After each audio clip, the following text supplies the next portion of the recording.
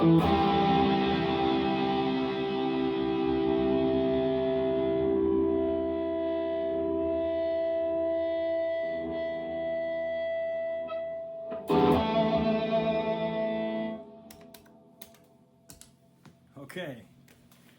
so in stereo, coming out of the aux, using the Ruby and the Dream, and I've got the delay and the reverb going, and of course you saw the pedals I had in the switcher going here. Second video here, if you missed the first one, check it out. I kind of go over everything. This video, I kind of wanted to go over the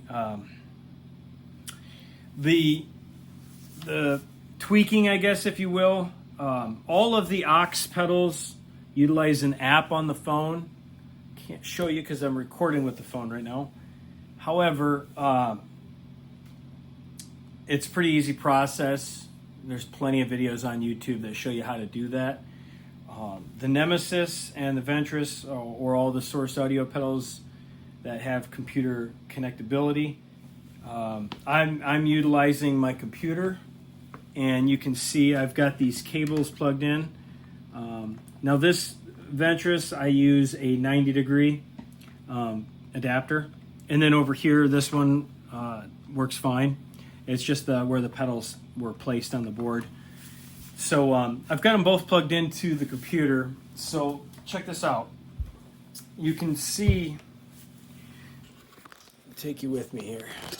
When you've got your delay and your reverb plugged into the computer like I have here, you'll have this screen come up. It's the Source Audio Neuro desktop app. You can get it for the PC, I believe, as well. I'm using Apple right now. And the biggest thing about this pedal board and understanding the mapping of it is being able to go in and switch your A and B default modes to parallel, cascade, or your default IO routing, right? I kept mine at auto detect so that it just kind of says what's coming through. Got this as MIDI channel 2, analog. Well, that's the buffered bypass mode. I like when I click the tuner or turn something off, or turn the reverb off, I don't want it to just end and die right there. You can get in here and switch this to whatever you want. Let's click out of here. This is the Ventris. We'll come over here to, this is the Nemesis delay, right? So you have the same options here.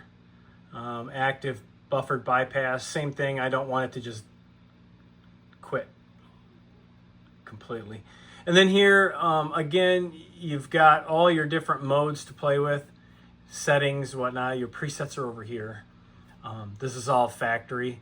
I believe let me go back to the Ventris. Yeah, I think those are default. I deleted some and put them back, playing around with different settings and whatnot. But what I wanted to get at is it's very important that you pay attention to all of your settings on your delays and reverbs, as well as your amplifiers here, okay? Because these are stereo, your wet dry blend and the amp blend, they are stereo. Everything is ran in stereo on this board. Comes out of the chorus mono into the delay dual mono, coming out stereo, going into the Ventris stereo, out of stereo, back into the Red C. And then that way you can blend your wet and your dries, okay? And so I'm going to disconnect this. We don't need this anymore. I just wanted to show you guys how I've been going at this board and messing with the stereo options, the wet dry blends, and all that stuff. Again, getting back to the pedals here, on your aux stump, inside this app as well. Now I found 3, 4, and 5, I believe, are stereo on here. So if you're running the preamp of your amp pedals if you will, and the power amp of the aux. The 3, 4, and the 5 will give you the stereo. And what I mean by that is, see if you can hear this when I play this, right?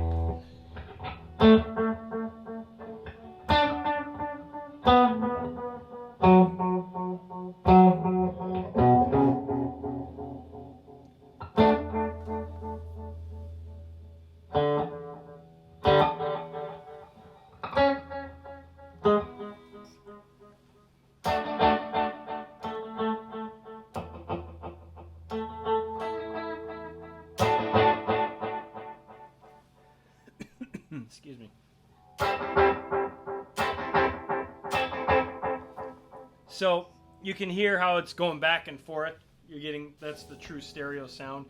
Now, one thing, if you get into the settings of the delay or the reverb and you change it to mono out or whatever of the Nemesis, then that's going to change ultimately what's going on with the Ventris. So keeping in mind that your delays and your reverbs are talking to each other, your amplifiers and your speaker cabinets are talking to each other. So if you're using the speaker off of the Ruby and the speaker off the Dream, so to speak, like you don't want to use that, but you want to use this, and maybe you want to use that, right? Well, what's going to happen is these pedals are like real amplifiers. Let's turn the delay off. So they're out of polarity.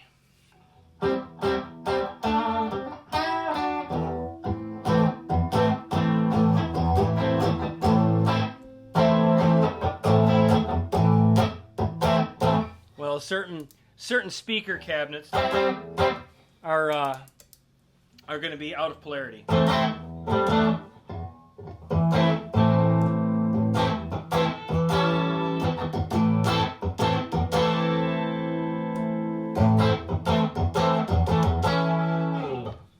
Anyways, you get my point, is understanding in your setup what you have going on. It may differ from what I've got going on here. Now I'm just running into the mixer, as you saw earlier, and into the PA speakers into the room. I guess it helps if you don't have the chorus pedal on.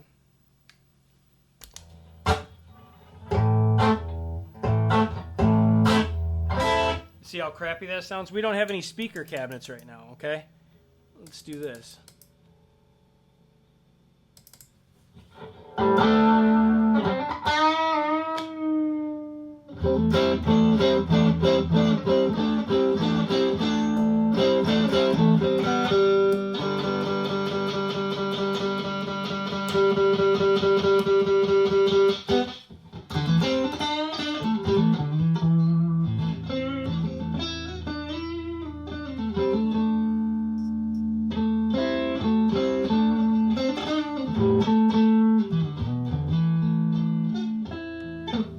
Okay, so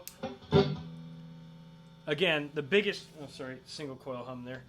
The biggest thing is knowing that everything is talking to itself, right?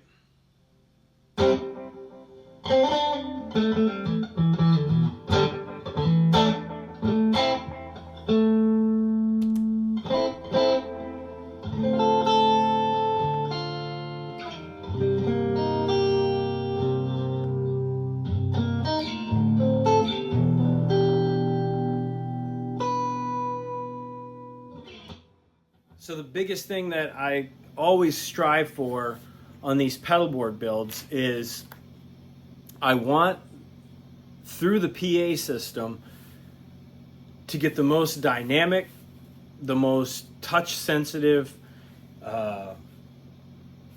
playing that you can possibly get with a DI setup. Naturally, if you're playing out in a rock band or whatever, everybody's rocking, and you're probably, nobody's going to notice much of a difference of a real amp versus a DI, depending on the venue, depending on the player, all that. Too many variables. But the biggest thing that I strive for is, and I'm going back and forth from I'm looking around the room because I've got all my tube amps here, and that's why I always set up the pedal board so that you have the option to run real amplifiers with it if you want. And I go back and forth as I'm going through the prototyping stages to get that perfect sound. It'll take months of trial and error with the pedals, multiple cables. I make a ton of cabling just for the prototyping stage. And then, of course, when it comes down to the build, that takes a long time as well. Check out the first video on this. I changed up some things.